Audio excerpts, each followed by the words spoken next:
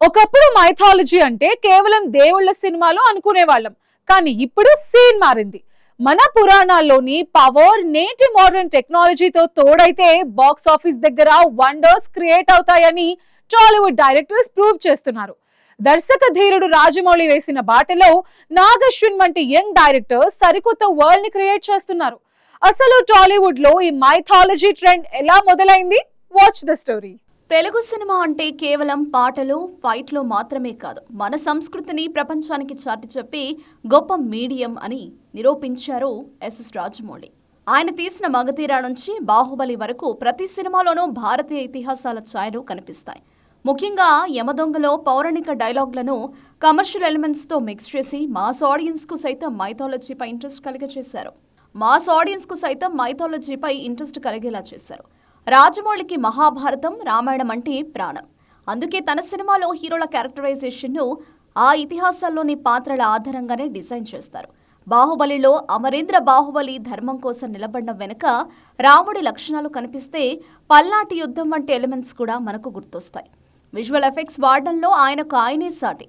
ప్రస్తుతం మహేష్ బాబుతో తీయబోతున్న వారణాసిలో కూడా రామాయణానికి సంబంధించిన అడ్వెంచరస్ ను టచ్ చేస్తున్నారు. వారణాసి బ్యాక్ డ్రాప్ లో ఉండబోయే ఈ ప్రాజెక్టు గ్లోబల్ సినిమా మార్కెట్ ను షేక్ చేయడం ఖాయంగా కనిపిస్తోంది. మైథాలజీ అంటే రాజమౌళి ఒక్కరే అనుకుంటున్న తరుణంలో నాగ్ అశ్విన్ కల్కి 2898 ఏడీతో సరికొత్త విప్లవం తీసుకొచ్చారు. పురాణాలను సైన్స్ ఫిక్షన్ తో జోడించడం అనేది ఇండియన్ సినిమాలో ఒక బిగ్గెస్ట్ ఎక్స్పెరిమెంట్. కురుక్షేత్ర సంగ్రామం నుంచి మొదలై భవిష్యత్తులో వచ్చే కలియుగాంతం వరకు కథను నడిపించిన తీరు అందరినీ ఆశ్చర్యపరిచింది. ముఖ్యంగా అమితాబ్ బచ్చన్ పోషించిన అశ్వత్థామ పాత్ర, చివరిలో ప్రభాస్ను కర్ణుడిగా రివీల్ చేసిన సీక్వెన్స్ థియేటర్లలో పూనకాలు తెప్పించాయి. నాగ్ అశ్విన్ క్రియేట్ చేసిన కాంప్లెక్స్ ప్రపంచం చూస్తుంటే హాలీవుడ్ సినిమాలు కూడా సరిపోవు అనిపించింది. కేవలం గ్రీన్ మ్యాట్ షాట్స్ మాత్రమే కాకుండా కథలో డెప్త్ ఉండడంతో ప్రేక్షకులు ఈ కొత్త జోనర్కు బ్రహ్మరథం పట్టారు. పురాణాల్లోని అంశాలను అలాగే తీయకుండా వాటి స్ఫూర్తితో ఒక ఫ్యూచరిస్టిక్ వరల్డ్ క్రియేట్ చేయవచ్చని నాగ్ అశ్విన్ నిరూపించారు. దీంతో మైథాలజీ సినిమాలకు ఇప్పుడు ఒక కొత్త డెఫినేషన్ దొరికింది. ప్రస్తుతం టాలీవుడ్ లో మైథాలజీ అనేది ఒక సేఫ్ జోన్ మాత్రమే కాదు, అది ఒక సక్సెస్ ఫార్ములాగా మారిపోయింది. ఒకవైపు రాజమౌళి భారీ కాన్వాస్ పై పురాణాలను ఆవిష్కరిస్తుంటే, మరోవైపు నాగ్ అశ్విన్ వాటిని టెక్నాలజీతో మిక్స్ చేస్తూ కొత్త దారిని చూపిస్తున్నారు.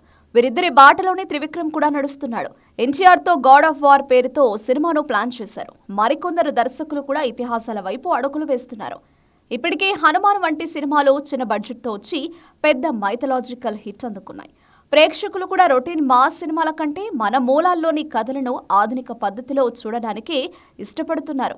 విజువల్స్ అద్భుతంగా ఉంటే చాలు, భాషతో సంబంధం లేకుండా ప్రపంచం మొత్తం మన సినిమాలు చూస్తోంది. రాబోయే రోజుల్లో రామాయణం, మహాభారతం ఆధారంగా మరిన్ని వినూత్న కథలు రానున్నాయి.